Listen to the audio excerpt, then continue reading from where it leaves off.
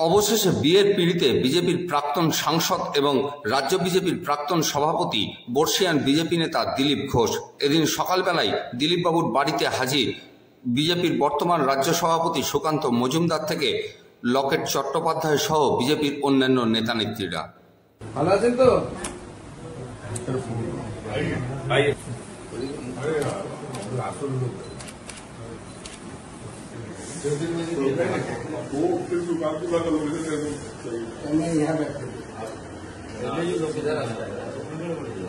ये थोड़ा पहले यहाँ तो रास्ता उसका भी था नहीं, तो मैं पहले आया था। अभी तो 2-3 साल में तो बना ये गाँव। এদিন সিঙ্গুরের আনন্দনগরে ব্রতচারী সংঘের শিবির চলাকালীন জলে ডুবে মৃত্যু হল বছর 12 এক বালকের। স্থানীয় সূত্রে জানা গেছে ওই বালকের নাম আয়ুষ কর্মকার। সে সিঙ্গুরের নস্করপুরের বাসিন্দা এবং মাহেশ্রী রামকৃষ্ণ আশ্রমের 6ষ্ঠ শ্রেণীর ছাত্র ছিল। যদিও এ বিষয়ে ব্রতচারী সংঘের আয়োজকদের দাবি তাদের কোনো গাফিলতি ছিল না। সে কিভাবে তাদের নজর এড়িয়ে এদিন পুকুরে চান করতে গিয়ে ডুবে গেল সে বিষয়ে তারা কিছুই জানেন না। অন্যদিকে এদিন চুঁচুড়া হসপিটালে তার মৃতদেহ নিয়ে আসা হলে সেখানে এসে অসুস্থ হয়ে পড়ে তার মা। কি বলছেন আমরা শুনবো। ক্যাম্প হচ্ছে 4 দিন, সেই ক্যাম্পে ওদেরকে খাবার জন্য টিফিনের মানে দুপুরের আহারে ছাড়া হয়েছিল। ও কি করেছে, তাড়াতাড়ি খেয়ে দিয়ে ও স্নান করতে চলে গেছে এবং স্নানের জন্য সবার ট্যাপ বাথরুমে সব অবস্থা ছিল। ও কি করেছে, বিল্ডিংয়ের পিছন দিকে একটা পুকুর ছিল, সেই পুকুরে কোনো রকমে চলে গেছে, গিয়ে স্নান করেছে। এবার সাথে হয়তো আরও 2-3 জন ছিল, কারণ আমরা তো জানতাম না, সেই সময় সবাই খাবারের জন্য ছাড়া হয়েছে। এবার কেউ একজন মানে বাচ্চা এসে খবর দিল যে পুকুরের পাড়েতে ওর একটা গেঞ্জি আর মানে জুতো খুব দেখা যাচ্ছে। হঠাৎ করে সন্দেহ তো আমাদের ক্যাম্পাসটা সঙ্গে সঙ্গে ওই জলে নামলো, নেমে গিয়ে খুঁজে পেল যে জলে ডুবে আছে। সঙ্গে সঙ্গে ওকে তুলে নিয়ে আনন্দনগর হেলথ সেন্টারে আমরা ওকে নিয়ে এসেছি। ওখানে প্রাথমিক চিকিৎসাতে ওই পাম্প করে যেটুকু জল বেরোয়, তারপরে বললো যে ওকে ইমিডিয়েট চুঁচুড়া মানে বড় হসপিটালে নিয়ে। তখন আমরা বাচ্চাটা চলে গেল, আপনারা কেউ দেখলেন না? সেটাই জন্যই তো আমরা তো হতবাক হয়ে গেছি। আমরা 35 বছর ধরে ক্যাম্প চলছে, আজকে নতুন নয়। 35 বছর ধরে ধারাবাহিকভাবে আমরা ওই ক্যাম্প করে আছি। বাচ্চাদের সমস্ত কিছু আমরা দায়িত্ব নিই, কিন্তু অত মানা করা সত্ত্বেও কোথা দিয়ে ফাঁক ফুকর দিয়ে চলে গেছে জানতাম না। প্লাস ও হচ্ছে ওই স্কুলের প্রাক্তন ছাত্র হওয়ার ফলে সব ব্যাপারটা জানে কোথায় কী আছে। প্রাক্তন ছাত্র হওয়ার ফলে কেউ যে 5 বছর পড়েছে স্কুলে, এবার স্কুলের কোন দিকে কী গলি আছে সব জানে। আপনারা জানেন না? আপনি একজন সাঁতার জানেন না, হঠাৎ করে জলে নেমে গেল। তুই প্রতিদিন ওখানে চান করিস, তো আজকে পুকুরে নিয়ে যাবে, এরকম হতে পারে। যেহেতু পুকুরটা ওর জানা ছিল কোন দিকে পুকুর আছে, এবং পুকুরটা ঠিক এরকম বিল্ডিংয়ের পিছন দিকে যাওয়ার কোনো রাস্তা নেই, ঘেরা আছে। ও মাছ দিয়ে নিচ দিয়ে কোনো রকম বলে চলে। আপনাদের কোনো গাফিলতি নেই? না, আমাদের ইনস্ট্রাকশন দিয়েছে ওখানে কেউ যেতে পারবে না, মানে বললেই হয়ে গেল বাচ্চারা থাকবে, সে যদি চলে যায়। দেখাশোনার জন্য কতজন ছিল ভলেন্টিয়ার আপনাদের? অনেক ভলেন্টিয়ারের কোনো অভাব নেই। এবার কতজন বাচ্চাকে নিয়ে আপনারা ক্যাম্প করছেন, ভলেন্টিয়ার সময়তে খাবার জন্য ছাড়া হয়েছে। শুনেছি আনন্দনগরে ব্রতচারী ক্যাম্প করছিল, সেই ক্যাম্পে আমার ভাইকে গিয়েছিল। সকাল থেকে রাত পর্যন্ত ক্যাম্প হয়। সে ক্যাম্পে চলাকালীন আজকে সকালবেলা খাবার টাইম নাকি স্যার যেটা বলছেন, খাবার সময়ে ওই সময় ওই 2-3 জন ছেলে ওর সঙ্গে ওর বন্ধু কেউ আছে, পেছনে দরজা দিয়ে কোথা দিয়ে গিয়ে পুকুরে এটা চান করতে গিয়েছিল। সেখানে ঘটনাটা ঘটেছে। সবাই সেখানে কিন্তু এদের টিচাররা কেউ ছিল না, এদের ক্যাম্পের যারা ছিল তারা কেউ ওরা দেখে। ওরা নাকি বলছে খাবার সময় আমরা ছেলেদেরকে ছেড়ে দিয়েছি, ছেলে যাবে কোথায় চলে গেছে সেটা ওনারা কোনো খোঁজ খবর নেই। কোথাও কি গাফিলতি দেখতে পাচ্ছেন? গাফিলতি তো অবশ্যই থাকতে পারে। তাদেরকে যখন আমি ক্যাম্পে রেখেছি, সেটা কি নর্মাল ক্লাস হতো বা এই হতো, টিফিন পিরিয়ড হয়েছে, খেলছে আলাদা বিষয়, তবুও ক্যাম্পে যখন আলাদা করে তাদেরকে আনা হয়েছে মানে আমাদের কনস্ট্যান্ট মনিটরিং দরকার। সিসিটিভি তো নেই, প্লাস ওখানে টিচার ওই সময় ওদেরকে ছেড়ে দিয়েছিল। সর্ষের মধ্যেই ভূত। মদ্যপ অবস্থায় বেআইনি গাড়ি নিয়ে এক ভিলেজ পুলিশের গাড়ির ধাক্কায় আহত হলো 2 জন। ঘটনাটি ঘটেছে পান্ডুয়া থানার অন্তর্গত শিবরাই গ্রামে। ঘটনা প্রসঙ্গে জানা গেছে, গতকাল সারা রাত্রি মদ্যপান করার পর একটি অবৈধ গাড়ি নিয়ে অর্থাৎ যে গাড়ির না আছে কোনো বৈধ কাগজপত্র, না আছে কোনো বৈধ বীমা, না আছে কোনো বৈধ সরকারি নথিপত্র, এইরকম একটি গাড়ি নিয়ে এক ভিলেজ পুলিশ মদ্যপ অবস্থায় দুজনকে ধাক্কা মারে। একজনকে প্রাথমিকভাবে মগরা গ্রামীণ হাসপাতালে চিকিৎসার পর ছেড়ে দেওয়া হলেও অপর বয়স্ক বৃদ্ধা মহিলাকে চুঁচুড়া হাসপাতালে স্থানান্তরিত করা হয়। এখানেই ক্ষোভ উঠেছে সাধারণ মানুষের, যেখানে সাধারণ মানুষের গাড়ির কোনো কাগজ না থাকলে পুলিশ তাকে ধরে তাকে মোটা টাকার ফাইন করে, সেখানে একজন পুলিশকর্মী কিভাবে এইরকম একটি অবৈধ গাড়ি নিয়ে মদ্যপ অবস্থায় চালায় এবং সাধারণ মানুষকে ধাক্কা মারে। এবং সবথেকে আশ্চর্যের বিষয়, এই ঘটনায় আজ সন্ধেবেলা পর্যন্ত মগরা থানায় বা পান্ডুয়া থানায় কোনো লিখিত অভিযোগ দায়ের হয়নি। এ নিয়ে কি বলছেন সাধারণ গ্রামবাসীরা আমরা শুনবো। তখন ওরা তুললো, ওইটাই দেখেছি। কিসে অ্যাক্সিডেন্ট হয়েছে? ওই যে গাড়িটা, পুলিশের গাড়িটা। পুলিশে চালাচ্ছিল ওই পুলিশই তো? হ্যাঁ হ্যাঁ, ওই পুলিশই। কি দেখলেন, মদ খেয়েছিল ছেলেটা? হ্যাঁ, ও মদ খেয়েছিল। অবস্থা খুব একটা ভালো নয়। চুঁচুড়া হাসপাতালে নিয়ে এসছেন? হ্যাঁ হ্যাঁ হ্যাঁ। মোট কতজনকে অ্যাক্সিডেন্ট করেছে তাও টোটাল? কতজনকে? দুজনকে। আর 3 জন ছিল, তাদের ঘরে আমরা দেখি তারা পালিয়ে গেছে। মানে কি গাড়ি কি বাড়িতে ঢুকে গেছিল একদম? বাড়িতে বলছে এদিক ওদিক করছে, এরকম করছে। মানে গাড়িটাই গাছে ধাক্কা মারতো, গাছে না ধাক্কা মেরে ওই আমার যাকে ধাক্কা মেরে তারপরে গাছে মেরেছে। তারপর গাছে মারিনি, আবার আর একটা ছেলে ছিল, সেই ছেলেটা ছুটে এলো, ওকে আবার মেরে দিল, সাইডে ফেলে দিল। পিঠটা আঁচড়ে গেছে, আর মাথায় চোট লেগেছে, আর এই 5 রাতে লেগেছে। বলছি কি গাড়ি নিয়ে আসছিল? কখন আসছিল?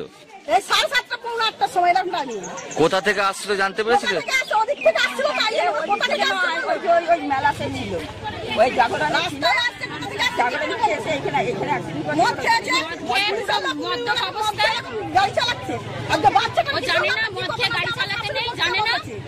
আর একজন কাকে মেরেছে? আপনার দেওরকে মেরেছে। আপনার শাশুড়ির কি নাম? বাচ্চাটা ছিটকে ফেলে দিয়েছে। আর দেওরের কি নাম? আচ্ছা, তাদের অবস্থা এখন কিরকম আছে? অবস্থা একদম ভালো না। কোথায় পাঠিয়েছে?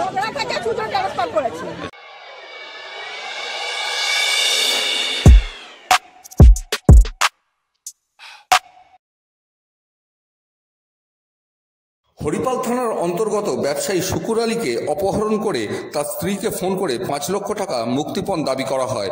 অবশেষে হরিপাল থানায় বিষয়টি জানানো হলে হরিপাল থানার পুলিশ পান্ডুয়া থানা এলাকা থেকে 5 জন অপহৃতকারীকে গ্রেপ্তার করার পাশাপাশি একটি 4 চাকার গাড়িও উদ্ধার করে। পাশাপাশি উদ্ধার করা হয় অপহৃত ব্যবসায়ী শুকুর আলীকেও। পরে এ বিষয়ে সাংবাদিক বৈঠক করে হুগলি জেলা গ্রামীণ পুলিশের অতিরিক্ত পুলিশ সুপার কৃষাণু রায় বলেন, কালকে রাত্রিবেলা 10:45 নাগাদ আমাদের আসমাউল হুসনা নামে এক ভদ্রমহিলা থানায় আসে। তিনি হচ্ছে চিত্রশালী অঙ্কন পাড়ার বাসিন্দা। তিনি এসে একটি অভিযোগ করেন যে তার স্বামী, যার নাম হচ্ছে শুকুর আলী, তিনি কালকে তার ছেলেকে যখন স্কুলে দিতে গেছিলেন দুপুরবেলা 2:45 নাগাদ, সেই সময় স্কুলটা হচ্ছে পানিশেওলা ইন্দিরা বিদ্যা মন্দির, সেখানে ছেলেকে স্কুল থেকে অনেকক্ষণ ফিরছিল না এবং সেই সময় ওই মহিলার শ্বশুরমশাই অর্থাৎ যে শুকুর আলী তার বাবা স্কুলে যখন যায় তখন দেখে তার মোটরসাইকেলটা পড়ে রয়েছে, কিন্তু শুকুর আলীকে তিনি খুঁজে পান না। এরপরে 3:30টার সময় ওই মহিলার কাছে একটি ফোন আসে এবং যে শুকুর আলী ফোনে বলে যে শুকুর আলীকে কিছু লোকজন আটকে রেখেছে এবং 5 লাখ টাকা মুক্তিপণের দাবি করে। 5 লাখ টাকা না দিলে তাকে ছাড়া হবে না, এরকম একটি হুমকি আসে। তো এই ঘটনাটা 10টা সাড়ে 10টা নাগাদ যখন আমাদের থানার কাছে ইনফরমেশনটা আসে, তখন হরিপাল থানা একটি কেস রুজু করে গতকাল, যার কেস নম্বর হচ্ছে 195/25। কেস করার সাথে সাথে আমাদের থানার যিনি এই কেসের তদন্তকারী অফিসার আছেন সুব্রত, তার সঙ্গে আমার পান্ডুয়া থানার ওসি, আমাদের এসওজি সেল, প্রত্যেকে একসাথে নেমে পড়ে ইনভেস্টিগেশনে যে কোথা থেকে ফোনটা এসছে বা কারা এর সঙ্গে জড়িত সেই ব্যাপারে বিভিন্ন রকম সোর্স মারফত আমাদের প্রযুক্তি অর্থাৎ টেকনোলজি ইউজ করে আমরা কিছু লোকেশন পাই। সেটার উপর ভিত্তি করে আমাদের আইও সুব্রত সাধু, সঙ্গে ওসি পান্ডুয়া এবং আমাদের এসওজি সেল আমরা পান্ডুয়া থানায় রেড করি এবং সেখানে যিনি এই শুকুর আলী তাকে একটি বন্ধ ঘর থেকে আমরা উদ্ধার করি এবং তার সঙ্গে আরও দুজনকে আমরা ওখান থেকে অ্যারেস্ট করি। তার নাম হচ্ছে শেখ ইনজামুল এবং হাসিবুল রহমান। এই দুজনকে আমরা অ্যারেস্ট করি। এদের দুজনেরই বাড়ি ছিল জয়ের বাজার এলাকায় এবং এই দুজনের কাছ থেকে এবং এই শুকুর আলীর কাছ থেকে আমরা আরও 3 জনের নাম পাই এবং পরে কাছাকাছি এলাকা থেকে এই 3 জনকেও আমরা আবার অ্যারেস্ট করি। তাদের নাম হচ্ছে মুন্সি আব্দুল রহিয়ান, শেখ আশরাফ আলী এবং শেখ আইনুল হক। রক্তদানে উপহার দেওয়ার চল এখন প্রায় স্বাভাবিক নিয়মে দাঁড়িয়েছে, কিন্তু রক্ত দিতে এসে হাতে বড় মাপের গোটা তরমুজ আর তালপাখার হাত পাখা পেয়ে আপ্লুত রক্তদাতারা। এমনটাই ঘটেছে এদিন চুঁচুড়ার রথতলার হুগলি জেলা শ্রী রামকৃষ্ণ সেবা সংঘ আয়োজিত রক্তদান শিবিরে। গ্রীষ্মকালীন রক্ত সংকটের সমাধানে এদিন দ্বিতীয় পর্বের রক্তদান শিবিরের আয়োজন করা হয়। এই রক্তদান শিবিরে এদিন প্রায় 26 জন রক্তদাতা রক্তদান করেন। সেখানে সাংবাদিক থেকে আরম্ভ করে সমাজের বহু স্তরের মানুষ উপস্থিত ছিলেন। পরে এ বিষয়ে সংস্থার সম্পাদক সৌমিত্র সিংহ বলেন, এই প্রবল গরমে শরীরকে সুস্থ রাখার জন্যই, শরীরে জলের ঘাটতি মেটাবার জন্য এই তরমুজ দেওয়া আর এই এসির যুগে তালপাতার পাখা যারা তৈরি করেন তাদের এই শিল্পকে বাঁচিয়ে রাখার উদ্দেশ্যেই এই তালপাখা দেওয়া, রক্তদাতাদের এই তালপাখা দেওয়া তাদের এক অভিনব উদ্যোগ। পাশাপাশি এদিন রক্তদান শিবির ছাড়াও গুড ফ্রাইডে উপলক্ষে এদিন সংঘের বিবেকানন্দ হলে এক আলোচনা সভার আয়োজন করা হয়। এদিনের এই আলোচনা সভায় উপস্থিত ছিলেন প্রবাচিকা সদানন্দ প্রাণামাতাজি এবং গোবিন্দ চৌধুরী এবং অন্যান্য বিশিষ্ট ব্যক্তিরা। আমি এখানে এসে ফিল করলাম ব্লাড ডোনেশন তো আসেই, আমরা জানি রক্তদান জীবনদান, রক্তদান করছেন মানে জীবনদান করছেন। তার সঙ্গে যে পরিবেশটা আমি এখানে পেলাম, আমি আমার স্কুলের প্রেয়ার হলের পরিবেশটা আমার মনে পড়ে গেল। সেটা মনে করানোর জন্য আর একবার আমার তরফ থেকে আন্তরিক ধন্যবাদ। উইশ করব ওনাদের এই সংস্থা আরো উন্নতি করুক, মানুষের জন্য, সমাজের জন্য আরো কাজ করুক এবং ইন দ্য ট্রু সেন্স যেটা আমরা জানি এটা আমাদের টার্গেট হওয়া উচিত, ম্যান মেকিং ক্যারেক্টার বিল্ডিং, ওইটাই যেন টার্গেট হয়, যেন মানুষ তৈরি করেন, মানুষের মতো মানুষ। আর এরকম উপহার ঠিক নাই, কি বলবো, দিয়েছেন মোমেন্ট খুবই ভালো। মানে রক্ত দিয়েছি অনেক জায়গায়, কিন্তু মানে এরকম একটা মোমেন্টও পাওয়া সত্যি খুব মানে অভিনব একটা ব্যাপার। তার সঙ্গে তরমুজ খুব ভালো লাগলো, আর রক্ত দিয়ে তো প্রত্যেক বছরই ভালো লাগে। আজ পূর্ণ শুক্রবার, এই পবিত্র দিনটিতে হুগলি জেলা শ্রীরামকৃষ্ণ সেবা সংঘের পক্ষ থেকে ইমামবাড়া সদর হাসপাতালের আহ্বানে গ্রীষ্মকালীন রক্ত সংকট মোকাবিলায় আমরা রক্তদান শিবিরের আয়োজন করেছি। আমাদের প্রথম পর্বের রক্তদান গত 12ই জানুয়ারি স্বামীজির জন্মদিবসে অনুষ্ঠিত হয়েছে। গ্রীষ্মকালীন রক্ত সংকটের মোকাবিলায় আমরা এটা দ্বিতীয় পর্বে আজকে করছি রক্তদান শিবির। এই শিবিরে আসছেন মানুষ স্বেচ্ছায় এই গরমের মধ্যেও রক্ত দিতে, এর জন্য তাদের অভিনন্দন। আর আমরা আজকে রক্তদাতাদের হাতে তাদের শরীরের কথা ভেবে একটি করে গোটা তরমুজ তুলে দিচ্ছি, যাতে শরীরে জলের অভাব পূরণ করা যায়। এছাড়া একটি করে তাল পাতার পাখা তুলে দেওয়া হচ্ছে, যাতে এই হারিয়ে যাওয়া পাখা শিল্পকে রক্ষা করা যায়, এইসব শিল্পীরা আবার তাদের উপার্জনের জায়গা খুঁজে পায়। ব্যুরো রিপোর্ট, সংবাদ 24। আজ বিশ্ব ঐতিহ্য দিবস বা হেরিটেজ দিবস। ইউনেস্কো 1972 সালে একটি প্রস্তাব অনুসারে সদস্য দেশগুলিতে বিশ্বজনীন মূল্য ও অসাধারণ আগ্রহ উদ্দীপক স্মৃতিসৌধ ও প্রাকৃতিক স্থান সংরক্ষণ করার উদ্যোগ নিয়েছিল। এর প্রধান লক্ষ্য ছিল তরুণ প্রজন্মকে তাদের উত্তরাধিকার সূত্রে প্রাপ্ত এই সকল অসাধারণ অমূল্য সম্পদের সংরক্ষণ, সুরক্ষা ও প্রচারে অংশগ্রহণে অনুপ্রাণিত করা, শুধু এর বিশাল সৌন্দর্য ও অনুভূতির গভীরতা উপলব্ধির জন্য নয়, এগুলি পরবর্তী প্রজন্মের কাছেও পৌঁছে দেওয়া। কিন্তু কতখানি আমাদের শহরের ঐতিহ্যের বস্তুগুলি সংরক্ষণ করতে পারছি, সেই প্রশ্নই বারে বারে ফিরে আসছে।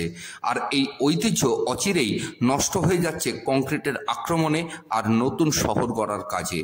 এই বিষয়ে আঞ্চলিক ইতিহাস রচয়িতা দেবাশিস মুখোপাধ্যায় কি বলছেন আমরা শুনব।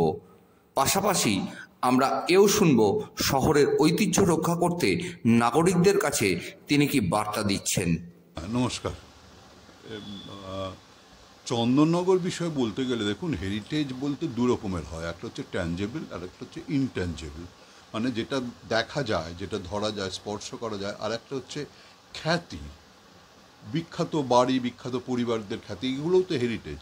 কিন্তু আমাদের দুঃখ হয় কি জানেন, যখন কোনো বাইরে থেকে লোক এসে চন্দননগরে হেরিটেজ বিল্ডিং হিসেবে দেখতে চায়, তারা তখন স্ট্যান্ডের যে অংশটা রয়েছে, মানে স্ট্যান্ডের ধরুন কালেক্টরেট বিল্ডিং, কোর্ট যেটা আগে হোটেল ছিল, তারপরে হচ্ছে আপনাদের Barduari, Chandannagar college, Chandannagar French Institute, Patalbari ইত্যাদি ইত্যাদি, এইগুলো দেখে চলে যায়। কিন্তু চন্দননগরের যে আসল যে ঐতিহ্য, একটা যে প্রাক্তন যে চন্দননগরের নিজস্ব যে আঞ্চলিক ইতিহাস নির্ভর যে ঐতিহ্য, সেটা কেউ দেখেনি। তার মধ্যে ধরুন প্রবর্তক মন্দির, প্রবর্তক আশ্রম বা কানাইলালের বাড়ি, এই যে বিখ্যাত যে চন্দননগরের ঐতিহ্যপূর্ণ যে স্থাপত্য, সেগুলো যদি একটু দেখানো যায়, তাদের কথা যদি একটু বলা যায়, সেটা আমার মনে হয় খুব ভালো হবে। আর একটা জিনিস হচ্ছে, একটা সময় চন্দননগরকে বলা হতো বাংলার শস্যাগার।